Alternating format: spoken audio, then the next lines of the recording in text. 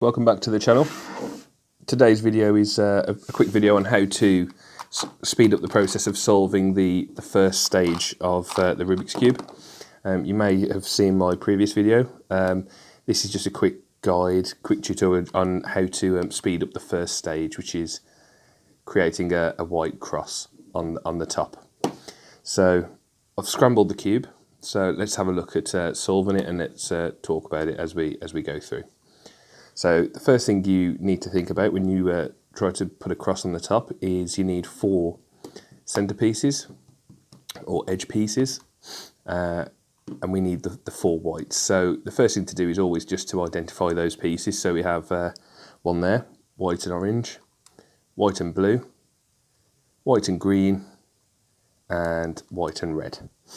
So the first thing we need to do is just look for any easy pieces to solve. So are there any orange pieces facing us? Yes, we've got a white on the bottom, so we can easily turn the cube and we can line up those orange pieces, and then all we need is a quick rotation, and there we have started to form the cross on the top.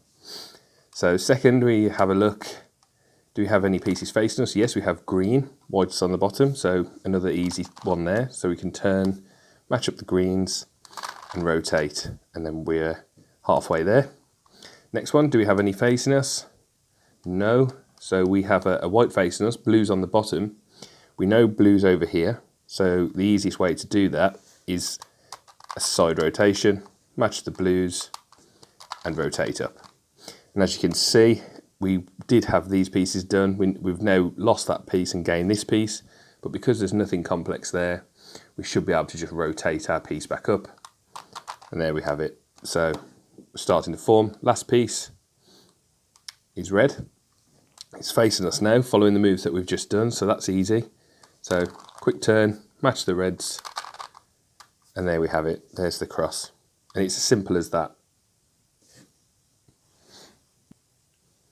So I think what we'll do is if we quickly scramble this again, and then basically we'll just go through it one more time. I think it's one of those where if you just keep practicing, you'll soon pick up the hang of it and start to solve it a little bit quicker each time as well.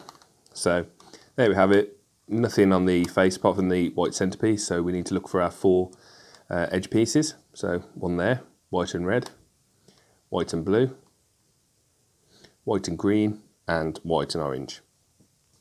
So first of all, look for any that are facing us. Red, match it up with the red, it's already done. So quick rotation, and there we have it. Next one, green, that's already in the right place, so there it is. Quick rotation, starting to get that R shape.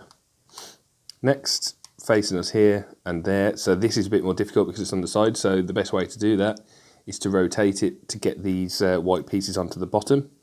So you can do that one of 2 ways. You can rotate it like that, and there it is. Or you can rotate it like that, and there it is. I favour the first option because it doesn't interfere with the already completed pieces. So let's rotate it to the bottom. We haven't amended anything there, so that's fine. There's the piece. Blue's facing us, white's on the bottom, so that's in the optimum place. So we just match it up with the blue centerpiece. White's on the bottom, so a quick rotation. And there we are. Where's the next piece? Orange and white. So there's no way to rotate this without actually messing up what we've already done. So we just need to keep a track of what we've done. So we want it on the bottom. So if we rotate it like that, we get it onto the bottom, but we've messed up this piece. But that's not actually in the optimum place because the white's facing us and it's not on the bottom. So if we reverse that, can we do it this way? Yep. Orange is facing us, white's on the bottom, optimum place, but we've messed up our first piece.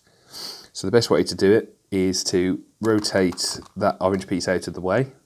Then we can reverse our first move. So we go back to where we were with the cross, and then we look for the white piece. It's already underneath the orange in this case.